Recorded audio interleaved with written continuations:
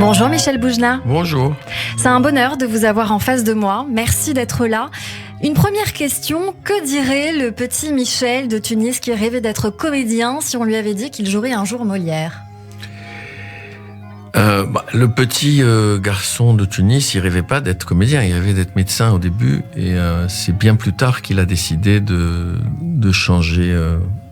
Il n'a pas décidé de changer, ça, la vie a décidé pour lui. C'est-à-dire qu'on aurait envie de penser que c'est une revanche, mais ça l'est pas. On aurait envie de penser que le petit juif tunisien qu'on a mis dans une case, que les juifs et les goïs ont mis dans une case, la case du juif tunisien, où les gens se sont plus préoccupés de qui j'étais plutôt que d'entendre ce que je disais ou de voir ce que je faisais. Ils pourraient penser que c'est un stade de reconnaissance importante que d'avoir le droit de jouer un des plus grands rôles du répertoire dans un des plus beaux théâtres de Paris, patati patata. Je m'en fous. Je m'en fous de tout ça. Et ça fait très longtemps que je m'en fous. Moi, je fais que ce que j'aime. Et quand les gens sont contents, je suis content. Quand ils sont pas contents, ça me fait de la peine, mais ça m'empêche pas de continuer à faire ce que j'aime. Je suis pas dans la revanche.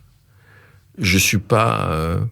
Oui, c'est pas pour vous une reconnaissance, c'est-à-dire que c'est votre chemin et c'était J'ai comme ça refusé ce rôle d'abord. C'est ce que j'allais vous demander. Vous avez longtemps tergiversé. Pourquoi ? Parce que c'est un immense rôle et que indépendamment de qui je suis et de ce que je fais, c'était un engagement complexe pour moi, long déjà. Qui allait peut-être me mettre en retard sur mon travail personnel, et Dieu sait si je suis en retard.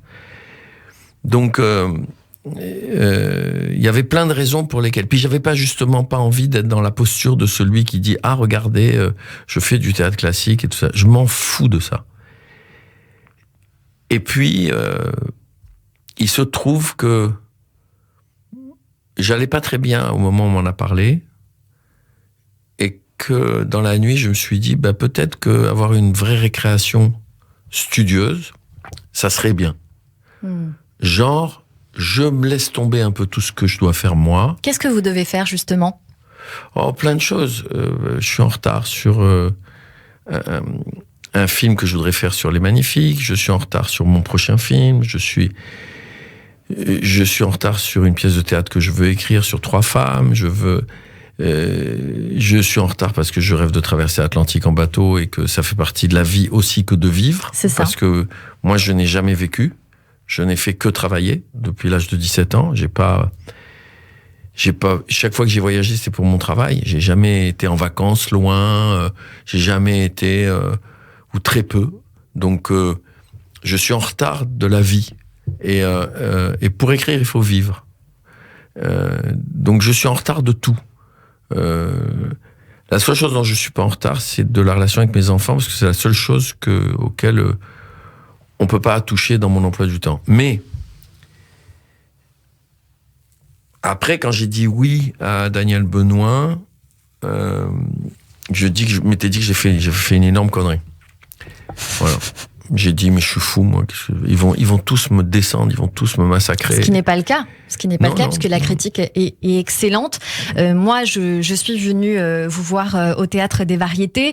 Vous aviez joué, je crois, quelques fois à Antibes. Le Covid étant passé par là, vous deviez jouer bien plus longtemps que cela. Mais vous y avez été quand même il y a quelques semaines. Vous êtes depuis donc le 15 janvier... jour du 400e anniversaire de la naissance de Molière sur scène, au Théâtre des Variétés, dans la peau d'Harpagon, plus communément l'Avare, mise en scène par Daniel Benoît. Donc, je vous le disais, je suis venue vous voir et je dois vous féliciter votre prestation qui frise très sincèrement, Michel Boujna, la perfection. Vous êtes aux côtés de partenaires de jeu qui ont aussi un très grand talent. Vous êtes en guenille, avec une perruque blanche, pas grand-chose finalement, et vous étincelez tellement, votre jeu est fort. Je crois que c'est ce qu'on appelle l'aura. Dès que vous rentrez sur scène, ça se transforme, mais intégralement. C'est très gentil. Je sais pas J'aime beaucoup entendre ce genre de choses. Eh ben, j'imagine bien. Vous pouvez m'appeler le matin. Je vous appellerai tous les jours, c'est promis, si vous me donnez le numéro, avec joie. C'est vrai que vous avez donc longtemps tergiversé pour ce rôle. Vous l'avez finalement accepté. Finalement, maintenant que vous êtes sur scène, regret ou pas regret? Parce que c'est vrai que ça vous prend beaucoup d'énergie. Non, je suis fou de joie. Je suis fou de joie. D'ailleurs, à partir du moment où il y a eu cette histoire de Covid et que moi, je devais jouer l'avare quand il y a eu le Covid, oui. et commencer les Adieux des Magnifiques. Et j'ai tout bouleversé pour pouvoir continuer, pour pouvoir donner à l'avare sa chance d'exister, parce que c'est très très fort. Évidemment, c'est fatigant, oui. Mais c'est une fatigue formidable. C'est un cadeau. C'est un cadeau, un rôle comme ça.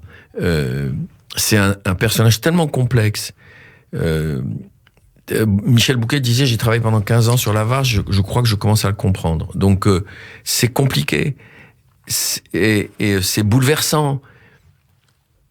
Et même si, au fond de moi, je me dis, bon... Je suis pas là pour prouver quoi que ce soit.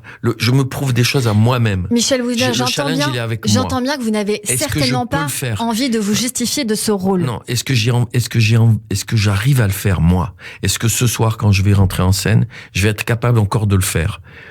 Est-ce que je vais trouver le ton juste? Est-ce que je vais savoir jouer avec mes partenaires qui sont formidables? Est-ce que je vais pas C'est magnifique, c'est tout à fait étonnant, voilà. Donc, mais j'ai la même sensation quand je joue tout seul un de mes spectacles. Chaque fois que je rentre en scène, je me dis mais mon Dieu, est-ce que je vais encore pouvoir le faire? Là, je suis dans une énorme machine avec des problèmes techniques énormes à régler tout le temps. Tout le temps, le spectacle est très lourd, il est incroyable, donc. Et donc tout ça, non, moi j'ai beaucoup sacrifié de choses pour pouvoir le faire. J'ai mis de côté les Adieux des Magnifiques et je vous jure que j'ai créé les Adieux des Magnifiques il y a pas longtemps. Je suis tellement content de cette nouvelle et dernière version du spectacle que ça a été difficile de me dire mon Dieu. Je vais le laisser de côté. Parce que maintenant, je vais avoir peur quand je vais le reprendre. Est-ce que je vais pouvoir? C'est le 7 février, je joue Les Magnifiques. C'est un lundi. C'est un jour de relâche de l'avare. Oui. Et parce que c'était une date qu'on a reportée 18 fois à cause du Covid. Oui. Et le directeur du théâtre de Gemont, que je sais même pas où c'est, il veut pas lâcher le truc. Et j'ai dit bon, je peux pas lui dire non. Alors vous jouez, il faut le rappeler, du mardi au samedi à 20h30 et le dimanche à 17h au Théâtre des Variétés, voilà pour l'information. Et en effet, donc le lundi, vous jouerez Les Magnifiques. Je voulais vous dire, juste avant qu'on continue, on va quand même pour les auditeurs qui ne sont pas encore venus vous voir a priori, et qui vont venir parce que vous jouez seulement depuis le 15, on va écouter la bande-annonce. La vue d'un demandeur lui donne des convulsions. Mon Dieu, mon père, vous n'avez pas lieu de vous plaindre, et l'on sait que vous avez assez de biens. Quoi? Ceux qui disent cela ont menti. Il n'y a rien de plus faux. Ne serais-tu point homme à aller faire le bruit que j'ai chez moi de l'argent caché? Vous avez de l'argent caché?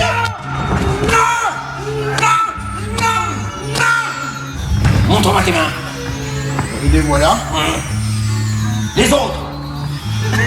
Les autres. Oui. Les voilà. C'est les rôles qui jouent. Vous me disiez en off, justement, Michel Wouzna, qu'on est toujours révélé par les rôles qu'on joue. Mais est-ce que vous ne pensez pas que vous avez, vous, révélé l'avare avec, justement, quelque chose de vous très personnel dans ce rôle que personne n'avait fait jusqu'alors? Écoutez, moi, c'est souvent, on me dit ça en ce moment, mais très franchement, je sais pas, parce que moi, j'ai l'impression de jouer la pièce telle qu'elle est écrite. Molière est malade. Il est amoureux d'une femme beaucoup plus jeune que lui. Il sait qu'à plus ou moins long terme, il va mourir. Molière a des enfants avec qui il s'entend pas. Molière Harpagon. Voilà. Oui, mais... L'avare. Oui, Molière au départ. Oui. Avant même de penser à l'avare, qu'est-ce que vit Molière à ce moment-là? Qu'est-ce qui se pose comme question dans sa vie et il en est où? C'est une pièce vraiment autobiographique. L'avarice, dans l'avare, c'est ce qui cache la forêt. C'est la partie apparente de l'iceberg. On vient pas au monde avare. On le devient. Le vrai sujet de cette pièce, pour moi, c'est le désespoir. On oublie que quand il dit au voleur, juste avant, il découvre que son fils est amoureux de la femme qu'il aime, que la femme qu'il aime son fils, il veut tuer son fils, il est extrêmement malheureux parce qu'il se vit comme un homme trompé, et en plus, il découvre que, 1, on lui vole son argent, et 2, le type en qui il avait confiance, le plus, Valère, c'est lui qui a volé son argent, c'est ça qu'il va apprendre juste après, et qui couche avec sa fille. Et je veux dire, il y a de quoi devenir dingue. Quand on sait que ce mec est veuf, alors moi je crois que Molière a mis dedans beaucoup de choses. On peut pas jouer l'avare, enfin moi c'est ma sensation, le même au début de la pièce et à la fin. Au début, il a encore un peu d'humanité. Au début, il est encore un homme amoureux. Même s'il est monstrueux, même s'il est méchant, même s'il a toutes les blessures de la vie qui l'ont rendu comme ça. Mais est-ce qu'il aime vraiment cette Marianne, franchement ? Oui. Parce que on se dit, est-ce que c'est pas juste un caprice finalement après pour juste se marier, pour avoir une pseudo-seconde jeunesse, et quand il sait qu'elle appartient à son fils, c'est vrai qu'à un moment donné, il lui dit je te la laisse. Mais est-ce que c'est pas un piège ? Mais non, mais il dit je te la laisse pour le piéger. C'est ça. Il lui dit pas je te la laisse, il est On même est pas d'accord. question en rêve qu'il lui laisse. Il veut tuer son fils. Mais il veut ça, il veut être sûr. Il veut être sûr que son fils est amoureux de cette femme. Il se doute de quelque chose, mais il n'en a pas la preuve. Ça, c'est la première chose. Non, bien sûr qu'il est amoureux. Bien sûr qu'il a envie de revivre de l'amour. La preuve, c'est quand la marieuse lui dit des trucs que même lui, dans un autre contexte, aurait vu tout de suite que c'était un mensonge. Il l'accepte. Pourquoi ? Parce que quand on est amoureux, et que quelqu'un nous dit « mais je te jure que t'es très beau » ou « je te jure qu'elle va t'adorer », c'est vrai que ça le flatte. mais plus que ça, on le croit. C'est pas une question de se sentir flatté. Quand elle lui dit « vous êtes beau », il dit « tu le crois vraiment ? Tu me trouves bien ?» Mais il est sincère. Parce que si vous enlevez cette sincérité au personnage, il reste plus rien, il n'y a pas de pièce. Pour moi, il n'y a pas de pièce. Il a quelque chose, il a encore de l'humanité. Donc l'avare est capable d'aimer. À ce moment-là de la journée, ça se passe sur une seule journée. Oui. À ce moment-là de sa vie, oui. À la fin, c'est fini. À la fin, il a perdu toute humanité. Mais c'est pas moi qui le dis, c'est Molière qui dit à travers la flèche. Et c'est très important ce que disent les valets dans les pièces de Molière. Il dit de tous les humains, c'est le moins humain. Mais ça veut pas dire qu'il est inhumain. Moi, j'en ai rencontré des gens dans ma vie qui étaient des salauds. Et tout d'un coup, on voyait ces salauds fondre devant un sentiment amoureux. Et ils étaient... Prenons un personnage que tout le monde aime, et pourtant qui est un salaud. Prenons Marlon Brando dans Le Parrain. Tout le monde est fasciné par lui. C'est un enfoiré. C'est un assassin. Mais on est souvent fasciné par les enfoirés. C'est un proxénète. Il aime son petit-fils, avec qui il joue juste avant de mourir. Il aime sa famille. Il aime son fils. Il aime. Et pourtant, c'est un enfoiré. Les seuls, pas dans ma vie, mais dans ce que je ressens, qui sont inhumains, c'est les nazis. C'est ceux qui ont perpétré des génocides. Eux, ils sont arrivés à un stade d'inhumanité tel que l'être humain n'existe plus pour eux. Mais Harpagon, c'est pas ça. Harpagon, c'est un type, il s'est battu toute sa vie pour gagner de l'argent, pour s'en sortir. Il comprend pas comment son fils il dépense l'argent à faire des conneries, à mettre des rubans partout et à s'acheter des vêtements magnifiques. Il comprend pas. Il a envie de le tuer. Il a envie de lui mettre une claque. Pourquoi ? Il le jette contre la porte. Il lui dit mais t'as pas honte ? Je me suis battu pour que t'aies un héritage et tu es en train de le dilapider comme ça. Mais je vais te tuer toi.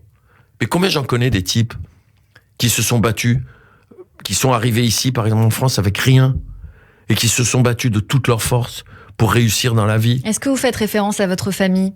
Non, pas du tout. Aux gens que vous connaissez, mais qui sont... Non, mais dans des tas de situations milieux, où on a dans dû des tas de milieux migrer. sociaux, on peut assister à... Il n'y a pas que des dynasties en France. Il n'y a pas que des gens qui sont riches de père en fils. Il y a des gens qui se sont battus pour réussir. Et ben, comme il a eu une vie pas terrible, cet homme, parce que c'est pour ça que le vrai sujet de la pièce, c'est le désespoir. C'est pas... Et là où c'est très drôle, c'est que malgré sa méchanceté, il est naïf. Il est naïf presque à devenir un peu con. Donc c'est un être humain. C'est pas... on se trompe. Enfin, moi, je vous parle de la pièce. Je l'ai lue. C'est ce que j'ai lu. Alors, là où Molière est un génie, et c'est pour ça que depuis tellement de siècles, on le joue, et on le joue dans le monde entier. Parce que la vraie star du spectacle, c'est pas moi, hein, c'est lui. Hein. C'est Molière.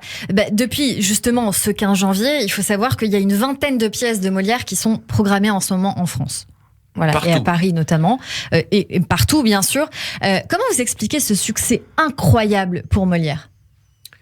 Encore aujourd'hui, je veux dire au XXIe siècle, avec toute la modernité qu'on peut retrouver dans les pièces et sur scène. Parce que je pense que, d'abord, parce que je pense qu'il parle de l'âme humaine. Et ce dont il parle, c'est éternel. C'est intemporel. La famille, la position sociale, ça c'est... Et en plus, quand vous prenez... dans Don Juan, quand il dit tous ces hypocrites qui s'habillent du manteau de la religion, mais c'est incroyable à quel point. Vous savez, il y a un type qui disait l'histoire se repasse pas les plats. L'histoire n'a pas de mémoire. À chaque fois, ça recommence. Donc, les comportements humains, ils ont des points communs à toutes les époques. Et comme c'est un comédien de génie, que c'est quelqu'un qui a fait rentrer dans le théâtre, à l'époque, toutes ces problématiques-là, et qui l'a fait avec un talent... parce que la vraie question, c'est le talent. C'est ce qu'il est. C'est une merveille. Je vous jure, à jouer, c'est une merveille. Michel Bougelin, en début d'interview, vous m'avez dit que cette pièce était tombée un peu dans vos mains, dans votre vie, à un moment donné où ça n'allait pas bien. Et vous me dites, je retiens que pour vous, l'information principale de cette pièce, c'est le désespoir. Est-ce que c'est ça qui vous a amené à dire oui ? Non, parce que quand on en a reparlé, quand Daniel Benoît, le metteur en scène, et son fils, parce que c'est une idée de son fils en fait, sont venus me voir, j'avais encore l'image du radin. Ah oui. Bon, ma cassette. Voilà. Ouais, au voleur, c'est tout. Pour moi, c'était ça. J'avais ce souvenir-là. Ça faisait très longtemps que j'ai pas vu la pièce. C'est pas mon téléphone. C'est pas grave. C'est pas le mien. Eh ben, c'est moi. C'est celui de cette femme qui est en face de moi. C'est ce que j'allais vous dire. Et alors, je suis gentil quand je dis cette femme. J'aurais pu dire autre chose. Vous auriez dit quoi ? C'est folle. Vous pensez que je suis folle ? Non, pas du tout, mais ça m'a amusé de le dire. Moi aussi, ça m'amuse que vous le disiez. Je crois qu'on est tous un petit peu fous, finalement. Dites-moi, Michel Bougelin, vous me parlez donc au voleur, et vous me parliez justement de l'acceptation. Moi, j'ai envie de vous dire, quand je savais, bien sûr, qu'il y avait ce monologue incroyable dont on se souvient avec Louis de Funès, qui avait été magistral aussi dans ce rôle. On se souvient de ce cri, de cet émoi, de cet élan. Vous avez pris le parti pris. Alors, j'ai pas envie qu'on diffuse un bout parce que je veux garder ce mystère, mais vous ne le jouez pas comme ça. Est-ce que c'est là où il y a vraiment de vous, vraiment à ce moment-là, et que vous prenez le parti pris de mettre votre patte ? C'est une question. Vous vous trompez, madame. C'est pas une affirmation, monsieur. Vous vous trompez. C'est le metteur en scène qui m'a dit fais-le comme ça. Eh ben, c'est un coup de maître. Alors peut-être il s'est inspiré de moi en me disant... Non, Michel Bougelin, on s'attendait bien sûr à quelque chose de criant, que surtout quand on vient de Tunisie ou qu'on vient d'Afrique du Nord de manière générale, on s'attend à ça. Mais là, je suis l'interprète. Je suis au service. Je suis au service de Molière. Mais vous savez, le problème, on parlait de Funès il y a 2 secondes, pour qui j'ai une admiration sans borne. Le problème de Funès avec l'Avare, c'est que c'est Don Salus qui a phagocyté l'Avare. On a tellement aimé La Folie des Grandeurs que le personnage de Don Salus dans La Folie des Grandeurs, il est l'heure, monseigneur, tout ça, ça nous a tellement marqué, parce que c'est un Avare aussi, qu'on a mélangé l'Avare de Gérard Houry et l'Avare de Molière. Et ça a décalé un peu le truc. Et alors que quand on regarde le film avec De Funès, il y a plein de moments où il est désespéré. Mais sincèrement désespéré. Bien sûr. Et où la farce joue son rôle. Donc, maintenant, comment on a décidé de le jouer, pour moi, quand il m'a dit, tiens, pourquoi tu le fais pas comme ça, ça m'a Ça vous a plu ? Ouais. Vous avez accepté tout de suite parce qu'on peut pas dire non, je crois, à cette proposition, mais je vais laisser nos auditeurs le découvrir. Ouais. Parce que très sincèrement, c'est surprenant. C'est comme je l'ai dit tout à l'heure, c'est bouleversant, c'est très agréable et justement, on va continuer à parler de vous et bien sûr de cette pièce.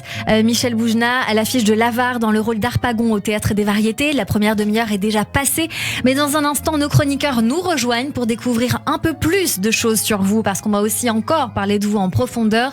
Ça va être avec vos goûts culturels. Ce sera avec Christophe Barbier, bien sûr, qui nous parlera de Molière, Jérôme Goulon et Jérémy Rache pour parler théâtre, émotion ou encore gastronomie. C'est dans un instant, mais d'abord le rappel des titres. Restez avec nous sur Radio J.